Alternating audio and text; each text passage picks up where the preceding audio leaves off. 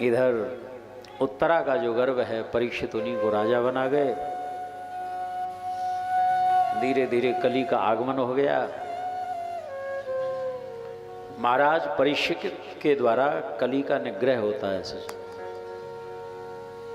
4 स्थान दे दिए कलयुग को। ये कलयुग जो है 4 स्थानों पर रहता है। कौन कौन? जहाँ पर द्यूत क्रीड़ा होती है, जुआ होता है, वहाँ पर कली रहता है। ये जुआ में, सट्टेबाजी में जो धन कमाया जाता है ना, ये बहुत ही अपवित्र धन होता है, हिंसा का धन होता है एक तरह से। अब विचार करो, जुए में जिसकी हार होती है, बाजी लगाई जाती है, अब जिसकी हार होती है उसकी छाती पर क्या बीतती है, आए मेरा तो गया सब कुछ। अब उस धन से हम सुखी हो जाएंगे, उसका भोग करेंगे तो ये दुख ही देती है ऐसी संपत्ति। वहां पर झूठ बोला जाता है, सरासर छल किया जाता है, कली का वास होता है वहां पर। यहां पर निषेध वस्तुओं का पीना खाना होता है। एक तो खाना पीना होता है, एक पीना खाना होता है।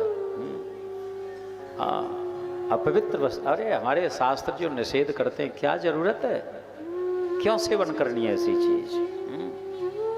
बीड़ी है, गुटखा है, तंबाकू है, अंडे हैं, मांस, मदिरा, शराब, ये सब ये राक्षसी प्रकृति होती है सज्जनों। हरिशरणम, कितने दिन चलेगा जीवन इस तरह से? विचारो, अरे सही मार्ग पर चलो। मनुष्य के पास विवेक है, ज्ञान है, क्या खाना चाहिए क्या नहीं खाना चाहिए, फिर भी प्रमाद पूर्वक मनुष्य अपने को विनष्ट कर लेता है। कैसी कुबुद्धि! आप देखो पीने के बाद कैसी दशा हो जाती है मनुष्य की। गोपाल कृष्ण, जिस भाल का कितना सम्मान होता है और कीचड़ नाली में देखा जाता है, पड़ा है उल्टा सीधा। ये प्रमादमयी दशा होती है। तेसाम प्रमत्तो निधनम पश्यन अपना पश्यति।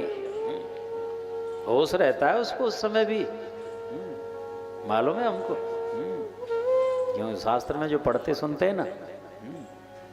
और अभिनय नाटक ऐसा करेगा कि इसको कुछ भी भान नहीं है, किसी की सुनता नहीं उस समय, और पड़ा है नशे में चूर। लेकिन एक बात कह के देखना उसको, कितना भी नशे में डाउन हो रहा है, और उसके कान में एक बात कहना, यदि पीवे तो 1 बोतल और ले आऊं, फिर देखना कैसा करंट आता है उसमें, पैर पकड़ेगा, भैया गुरुजी कृपा करो। कहां से होश आ गया इस बात के लिए? इसको प्रमाद कहते हैं सज्जनों। लेकिन पीने के बाद कैसा नाटक करता है। कहते ना, पीने के बाद, और जा रहा था रास्ते में लड़खड़ाता हुआ, एक सामने से भैंस आ गई और भैंस से टकरा गया, धड़ाम से गिरा और बड़ी जल्दी संभला, और दोनों हाथ जोड़ करके भैंस से बहन जी कह रहा था कि बहन जी क्षमा करना, सॉरी गलती हो गई। हाँ, पीने का ये पर संयोग से कोई बहन जी आ गई सामने, उनसे टकराया, गिरा, बड़ा क्रोध आ गया इसको। पता नहीं दुनिया में कैसे कैसे लोग होते हैं जिनको खूंटे से बांध करके रखना चाहिए, ऐसे खुला छोड़ देते हैं जहाँ पे। अब कहाँ क्या कहना चाहिए, कोई होश ही नहीं। हरिशरणम, इसको नशा कहते हैं। ना माने नहीं, सा माने वह।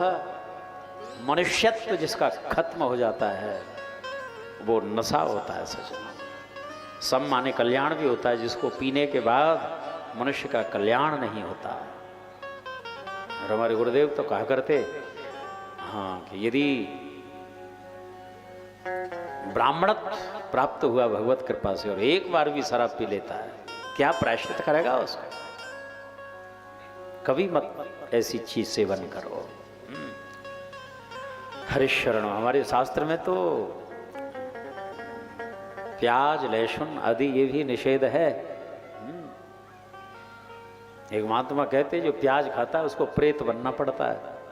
खाओ, कभी बीमार नहीं होगे, कभी सर्दी जुकाम नहीं होगा, अमर हो जाओगे।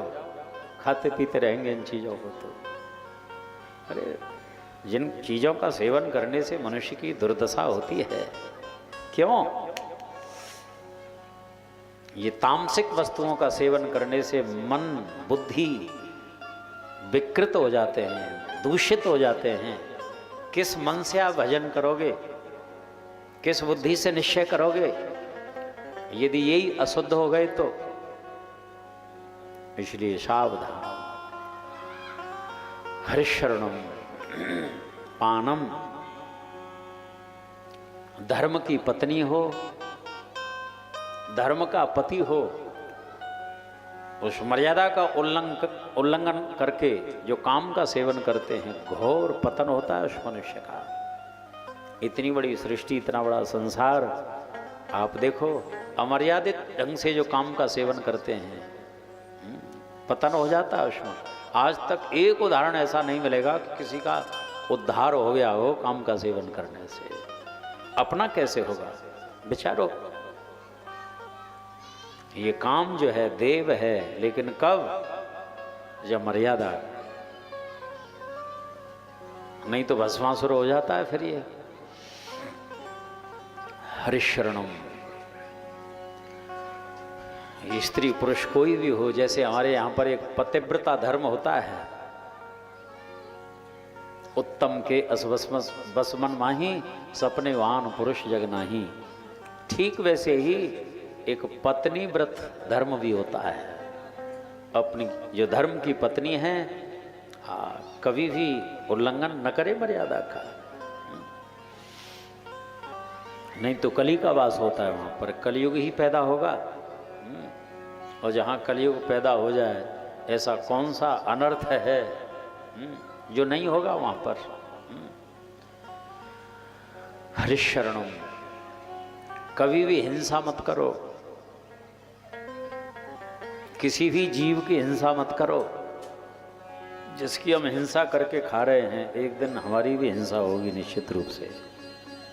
माम सह, वो गति होगी। शास्त्र में फूल तोड़ना भी हिंसा है। यदि फूल का चयन करो तो श्री ठाकुर जी की सेवा के लिए, उनके चरणों में चढ़ाने के लिए, नहीं तो वो भी पाप लगता है।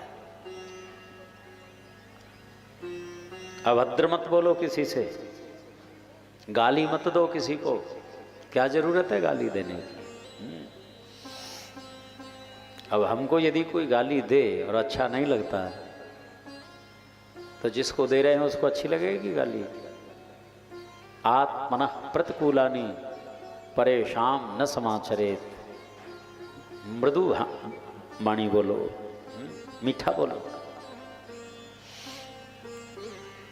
एक महात्मा तो कहते कि कोई व्यक्ति बहुत कड़वा बोलता था, बोले ऐसा ही शहद की शीशी रखा करो अपने पास में, एक दो बूंद शहद की बूंद डालो और तब बोलो।